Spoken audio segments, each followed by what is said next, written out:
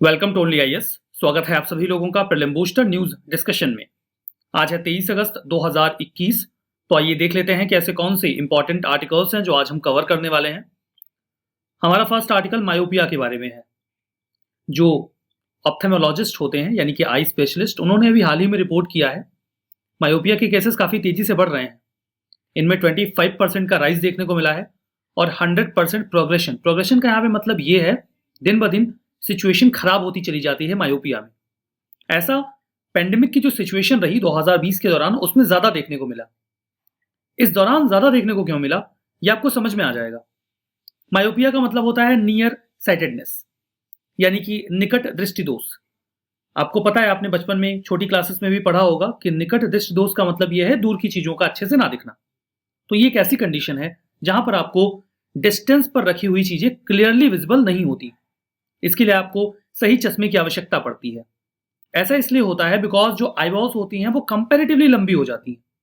इसकी वजह से जो फोकस हमारे रेटिना के सरफेस पे पड़ना चाहिए वो थोड़ा पहले ही पड़ जाता है। लाइक ये जो फोकस है वो यहाँ रेटिना के सरफेस पे आना था, लेकिन वो यहीं पे आके गिर गया। तो हमें चीजें अच्छे से क्लियर नहीं होंगी अगर वो दूर है तो। सिम्टम्स की बात करें तो देखने में प्रॉब्लम होती है, आई स्ट्रेन होता है, हेडेक और फटीग भी होती है।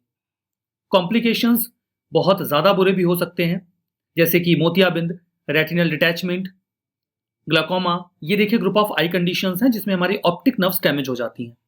मायोपिक मैक्युलोपैथी, ये डिसीज है जिसमें हमारे रेटिना का सेंट्रल पार्ट खराब हो जाता है। और मायोपिक स्ट्रैबिस्मस फिक्सस, इसमें हमें सीधा देखने में प्रॉब्लम होती है। तो कई तरीके की बीमारियां हो सकती हैं मायोपिया की वजह से। कॉज देखिए, अगर हम देखें तो बच्चों में ये प्रॉब्लम देखने को मिल रही है क्योंकि मोबाइल फोन से उनका एक्सपोजर बहुत ज़्यादा बढ़ गया है। वो उसका इस्तेमाल ज़्यादा कर रहे हैं। फिजिकल एक्टिविटीज़ में कमी आई है, सूरज की रोशनी उन्हें अच्छे से मिलती नहीं। वो दिन दिन भर कमरे के अंदर रह जाते हैं। आपने देखा होगा पहले बच्चे क्रिकेट, वॉलीबॉल और भी कई तरीके के खेल खेला करते थे। अब वो लगभग धीमे धीमे कम होने लगे हैं क्योंकि अब लोग मोबाइल में या फोन्स में ज़्यादा इंटरेस्ट लेते हैं। हर 4 में से एक बच्चा मायोपिया से अफेक्ट हो रहा है। ऑनलाइन क्लासेस भी इसका एक बड़ा कारण है क्योंकि एज एवरेज अब बच्चा 8 से 10 घंटे लैपटॉप या फिर डेस्कटॉप पे बिता रहा है। प्रिकॉशन ये हो सकता है कि कोशिश करें कि जो बच्चे हैं वो इन डिवाइसेस पे कम से कम समय बिताएं। बैलेंस डाइट लें जिसमें कैरेट, ग्रीन, फिश और एग्स ये सब इस्तेमाल हो। योगा करें, म्यूजिक सुने। उन्हें इंस्पायर किया जाए कि वो बाहर जाके खेलें, मतलब आउटडोर एक्टिविटीज को थोड़ा इंस्पायर किया जाए। ये सारे काम किए जा सकते हैं। हमारा next article ZyCoV D vaccine के बारे में है। जो इंडिया के ड्रग कंट्रोलर जनरल हैं, उन्होंने हाल ही में इमरजेंसी अप्रूवल दे दिया है जाइकोव डी को। ये इंडिया की पहली वैक्सीन होगी जो इंडिजिनसली बनाई जा रही है, जो एडल्ट्स के लिए तो है ही, इसके अतिरिक्त ये 12 साल से ऊपर के बच्चों के लिए भी इस्तेमाल की जा सकेगी। ये दुनिया की पहली ऐसी वैक्सीन है जो डीएनए बेस्ड है। डीएनए बेस्ड होने का मतलब ये है कि इसमें जो डीएनए होता है वैक्सीन में, वो जो एंटीजन है पैथोजन का, उसके कोर्स को कॉपी कर लेता है हिट करने के लिए। जो जाइकोव कैडिला ग्रुप है, उन्होंने इसे डेवलप किया है। यहां पर उन्होंने पार्टनरशिप करी थी डिपार्टमेंट ऑफ बायोटेक के साथ। मिशन कोविड सुरक्षा, इसी मिशन के तहत इसे डेवलप किया गया है। देखिए ये एक इंट्राडर्मल वैक्सीन है। इसका मतलब ये है कि इसे आपको आपकी नर्व्स में या फिर स्किन के बहुत नीचे नहीं लगाया जाएगा। स्किन की देखिए 3 लेयर्स होती हैं, उनमें जो दूसरी वाली लेयर होती है इसे डर्मिस कहा जाता है। ये जो इंजेक्शन है ये डर्मिस में लगाया जाएगा, इसीलिए इसे इंट्राडर्मल वैक्सीन कहा जा रहा है। वैक्सीन को ह्यूमंस में एडमिनिस्टर किया जा रहा है, इंक्लूडिंग बच्चे और एडल्ट। बच्चे 12 साल से अधिक उम्र के। कोविड-19 की बाकी वैक्सीन से अलग, जिसमें 2 डोजेस रिक्वायर्ड हैं, इसमें संभावना यह है कि 3 डोजेस लेने होंगे और हर डोज के बीच में 28 दिनों का गैप होगा। जो वैक्सीन का डेवलपमेंट है उसे सपोर्ट किया गया है कोविड-19 रिसर्च कंसोर्टिया के द्वारा, national biopharma mission for pre clinical studies के माध्यम से। हमारा नेक्स्ट आर्टिकल सुरंगम सिस्टम के बारे में है। नाम से स्पष्ट हो रहा है कि ये इंडिया का ही कोई सिस्टम होगा। डायरेक्टली ये न्यूज में नहीं है। न्यूज में है अफगानिस्तान का कार्य सिस्टम। तालिबान की सरकार आने के बाद संभावना यह है कि इसे नुकसान होगा। बिल्कुल ऐसा ही सिस्टम सदर्न इंडिया में काफी थ्राइविंग है, जिसे सुरंगम सिस्टम कहा जाता है। अब देखिए होता यह है कि जो पानी की स्ट्रीम्स होती हैं वो सरफेस के लेयर को फॉलो करती हैं। लाइक अगर सरफेस ऐसा है तो आपको वाटर स्ट्रीम यहां पे मिलेगी, ठीक है। और अगर मान लीजिए कोई पहाड़ है और सरफेस कुछ ऐसा है तो आपको जो पानी की स्ट्रीम मिलेगी वो ऐसे मिलेगी, ठीक है। अब कई सारे रीजन से रीड होते हैं, पानी की कमी होती है, साउथ इंडिया में कई सारे ऐसे रीजन्स हैं और अफगानिस्तान में भी ऐसे रीजन्स हैं। यहाँ पे अगर आप चाहें तो ये जो स्ट्रीम है इसके फ्लो को कैच कर सकते हैं इस और यहाँ से पानी निकाल सकते हैं। ऐसा करने के लिए आपको बस यहाँ से एक सुरंग खोदनी होगी, ठीक है? अगर आप यहाँ पे एक सुरंग खोद देते हैं और बीच में आप यहाँ पे ऐसे-ऐसे कुएँ बना दीजिए। जैसे यहाँ पर देखिए ये स्ट्रीम एकदम क्लियर है, ऐसे बह रही है। यहाँ पे एक सुरंग खोदी गई।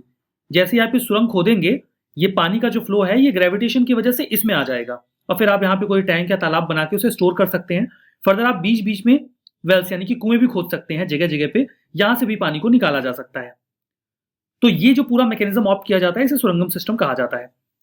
अफगानिस्तान में कारिस सिस्टम, इसमें कोई भी मैकेनिकल पंप इस्तेमाल नहीं किया जाता, कोई एक्सटर्नल फोर्स यूज नहीं किया जाता, बस नेचुरल ग्रेविटेशन का इस्तेमाल किया जाता है। बहुत पुराने समय से पर्शिया में इसका इस्तेमाल किया जा रहा है। It is kind of special water harvesting structure जिसे सुरंगम कहते हैं। हॉरिजॉन्टल वेल्स होती हैं, यहाँ पे हॉरिजॉन्टल है ना, वर्टिकल थोड़ी है। जो एक्सकेवेशन है वो कंटिन्यू होता है तब तक जब तक कि आपको बढ़िया पानी का सोर्स ना मिल जाए। कई बार तो 35-35 किलोमीटर लंबी सुरंगें खोदी गई हैं, हमें पुरानी सुरंगें मिली हैं जो ईरान के या अफगानिस्तान के रीजन्स हैं। वहां पे जो पानी होता है वो जो कठोर चट्टाने हैं उनसे काट के बहने लगता है इस टनल में। वाटर यूजुअली एक ओपन पिट में किसी तालाब में इकट्ठा कर लिया जाता है जो सुरंगम के बाहर बनाया जाता है। ये कांताज जैसा ही है जो मेसोपोटामिया में 700 बीसी के आसपास डेवलप हुआ था। 714 बीसी के आसपास ये टेक्नोलॉजी इजिप्ट, पर्सिया और इंडिया में भी स्प्रेड हो गई। ये अफगानिस्तान के कार्य सिस्टम जैसा ही है। इसका इस्तेमाल डोमेस्टिक और एग्रीकल्चरल पर्पज से किया जाता है। इंडिया में अगर आप देखेंगे तो ये आपको नदन केरला और सदन कर्नाटका में मिलेगा। उम्मीद करता हूं आपको समझ में तो आ ही गया होगा। देखिए ऐसे प्रश्न पूछे जाते हैं, मतलब हम क्यों पढ़ रहे हैं, पूछता भी है इस प्रकार के प्रश्न यूपीएससी की नहीं पूछता है। 2016 का यह प्रश्न है, देखिए पूछा गया था कि टर्म अरघट्टा इसका क्या मतलब है इंडिया की जो इकोनॉमिक हिस्ट्री रही है मिडिल इंडिया की उसमें।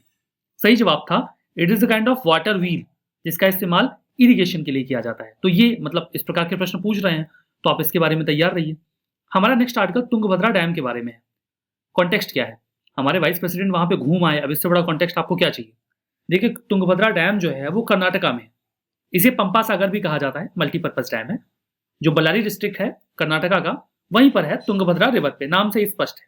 इसे बनाया गया था 1953 में डॉक्टर थिरुमलाई अयंगर के द्वारा। ये एक्चुअली में इंजीनियर थे और चीफ आर्किटेक्ट रहे इस डैम के। इसकी स्टोरेज कैपेसिटी 101 टीएमसी है यानी कि 1000 मिलियन क्यूबिक फीट और जो कैचमेंट एरिया है वो 28,000 स्क्वायर किलोमीटर। हाइट आपको 49.5 मीटर मिलेगी। सिग्निफिकेंस की अगर आप बात करते हैं तो ये लाइफ लाइन है 6 ड्रॉट प्रोन डिस्ट्रिक्ट की, जिसमें से 3 कर्नाटका में है और 3 आंध्र प्रदेश में। यहाँ नाम लिखे तो जरूर है बट आपके काम के नहीं। इरिगेशन के अलावा 2 राज्यों में जो ये फैसिलिटी दे रहा है, इसके अतिरिक्त ये हाइडल पावर भी जनरेट करता है और फ्लड से भी बचाता है इन रीजन्स को। हमारा next article adopt heritage project के बारे में है। उत्तराखंड में एक मंदिर है, नाम है नारायण कोठी। अभी हाल ही में इसे अडॉप्ट हेरिटेज प्रोजेक्ट के तहत अडॉप्ट किया गया। अब ये है क्या, कोलैबोरेटिव एफर्ट है ये ministry of tourism, ministry of culture, archaeological survey of India, state और यूटी की गवर्नमेंट का। कई सारे स्टेक होल्डर्स इन्वॉल्व हैं। 27 सितंबर 2017 में लॉन्च किया गया था। देखिए इसमें होता यह है कि जो भी पब्लिक या प्राइवेट सेक्टर की कंपनीज हैं वो किसी हेरिटेज को चुन लेते हैं और उसके डेवलपमेंट के लिए काम करते हैं। उस डेवलपमेंट के लिए उन्हें कोई पैसा मिलता नहीं है, बल्कि जो उनका सीएसआर का फंड होता है, कॉर्पोरेट सोशल रिस्पॉन्सिबिलिटी, वो इसका इस्तेमाल करते हैं। किस बेसिस पे चुना जाता है ये देखते हैं कि कौन सी साइट पर कितने ज्यादा टूरिस्ट आ रहे हैं। एम ये होता है कि इन साइट्स को हमें टूरिस्ट फ्रेंडली बनाना है, उनके लिए कन्वीनियंट बनाना है ताकि उस पर ज्यादा लोगों का फोकस हो, लोग घूमने आए, उन्हें अच्छी फैसिलिटीज मिले। तो टूरिस्ट फुटफॉल और विजिबिलिटी के बेसिस पे चुना जाता है किसी भी पब्लिक प्राइवेट कंपनी के द्वारा या इंडिविजुअल के द्वारा। वो उसे पूरे डेवलपमेंट के लिए चुन लेते हैं और जो इसे चुनता है उसे कहा जाता है मॉन्यूमेंट मित्र। जो मॉन्यूमेंट मित्र होते हैं उन्हें सिलेक्ट किया जाता है एक कमेटी के द्वारा, जिसे ओवरसाइट एंड विजन कमेटी कहा जाता है। इसे को चेयर किया जाता है 2 लोगों के द्वारा मिलकर, जो टूरिज्म सेक्रेटरी होते हैं वो होते हैं और जो कल्चर सेक्रेटरी होते हैं वो होते हैं। बिड करता है जो बिडर होता है, जो मॉन्यूमेंट मित्र होता है। और बिडिंग में कोई फाइनेंशियल बिडिंग इन्वॉल्व नहीं होती, बस वो अपना विजन बताता है कि मैं इस साइट को क्या बना दूंगा। उन्हें अच्छा लग गया तो वो दे देंगे। इसमें वही सीएसआर का फंड यूज करते हैं, दैट्स ओके। अब इस टेंपल की बात करें तो ये ग्रुप ऑफ एंशिएंट टेंपल है, कई सारे मंदिर हैं यहाँ पे। आपको जो उत्तराखंड में रुद्रप्रयाग गौरीकुंड हाईवे है उससे 2 किलोमीटर की दूरी पे मिलेगा। ये एकमात्र ऐसा प्लेस है पूरे भारत में जहां पर हमें 9 प्लेनेटरी टेम्पल्स मिलते हैं, जो इंडिया में ये जो 9 ग्रहों की मान्यता है उनके सिंबल है। अब देखिए, ये जो मंदिर है, ऐसी मान्यता है कि इसे 9वीं शताब्दी में बनाया गया था। लक्ष्मी नारायण को डिवोटेड है और पांडवास से भी एसोसिएटेड है। यूरोपियन साइंस जो आज बहुत एडवांस मानी जाती है, वो 15वीं शताब्दी तक श्योर नहीं थे कि प्लैनेट्स के नंबर कितने हैं, और हमारे यहाँ 9वीं शताब्दी में ही इनके ऊपर बेस्ड टेम्पल्स बना दिए गए थे। तो यू कैन अंडरस्टैंड कि हाँ, उस समय जो हमारी एस्ट्रोनॉमी थी वो काफी ज्यादा बेहतर थी। हमारा नेक्स्ट आर्टिकल इंसेल मूवमेंट के बारे में है। एक्सपर्ट्स ने वार्न किया है कि जो इंसेल मूवमेंट है वो धीमे धीमे लॉ एंड ऑर्डर के लिए थ्रेट बनता जा रहा है। इंसेल मूवमेंट क्या है, जानते रहिए। इंसेल मूवमेंट एक्चुअली में एक ऐसी कम्युनिटी का व्यक्ति होता है जो इनवॉलेंट्री सेलिब्रेट होता है। सेलिब्रेट होने का क्या मतलब है कि वो व्यक्ति मैरिज या सेक्सुअल रिलेशंस में इंटरेस्टेड तो है, करना भी चाहता है, लेकिन उसे उसका मौका नहीं मिलता। एक व्यक्ति होता है जो खुद से संन्यास ले लेता है, तो वो तो वॉलेंट्री सेलिब्रेसी हो गई, लेकिन ये इनवॉलेंट्री होती है, मतलब उसे मौका नहीं मिलता।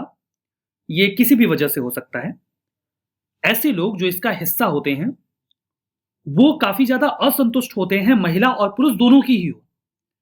महिलाओं की ओर, क्योंकि उन्हें ऐसा लगता है कि उन्हें बार बार रिजेक्ट किया जाता है सोसाइटी के द्वारा, जो महिलाएं हैं उनके द्वारा, और उन पुरुषों के प्रति भी उनके मन में ईर्ष्या होती है जो सेक्सुअली एक्टिव है, कि इन्हें वो सभी सुविधाएं, सोशल रिकॉग्निशन और सेक्सुअल एक्टिवनेस मिल रही है जो हमें नहीं मिल रही। तो वो इस वजह से भी जेलस रहते हैं। वो अक्सर महिलाओं को ब्लेम करते हैं अपनी खुद की सेक्सुअल और सोशल कंडीशंस के लिए या स्टेटस के लिए। और जो एक्सट्रीम सेक्शन है इंसेल मूवमेंट में इन्वॉल्व लोगों का, वो महिलाओं के प्रति वायलेंस से भी पीछे नहीं हटते। इसीलिए कई बार वो ईर्ष्यावश अपराध भी करते हैं। इसीलिए इसे लॉ एंड ऑर्डर के लिए एक खतरा बताया जा रहा है। हमारा नेक्स्ट आर्टिकल सुनील सेठी कमेटी के बारे में है। गवर्नमेंट ऑफ इंडिया ने अभी इस कमेटी को गठित किया है नेशनल हैंडलूम डे पर। ऑब्जेक्टिव ये है कि हमें आने वाले 3 सालों में जो इंडिया में हैंडलूम प्रोडक्शन है उसे डबल करना है और अपने एक्सपोर्ट को बेहतर करना है। श्री सुनील सेठी जी चेयरमैन है fashion design council of India के। इनका काम होगा कि ये फ्रेमवर्क सजेस्ट करें कि हम हैंडलूम सेक्टर में प्रोडक्शन को डबल कैसे करेंगे, और तरीके बताएं कि हम एक्सपोर्टर्स को कैसे इन्वॉल्व करेंगे और कैसे इसे बेहतर कर पाएंगे। रिवीजन कर लेते हैं। मायोपिया, ये वाला सही है, इंसेल मूवमेंट वाला भी करेक्ट है। कार्य सिस्टम, ये वाटर व्हील नहीं है, इसमें सुरंग खोदी जाती है। नारायण कोठी टेम्पल उड़ीसा में नहीं है, उत्तराखंड में है।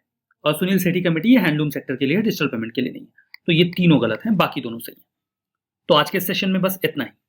बहुत बहुत धन्यवाद।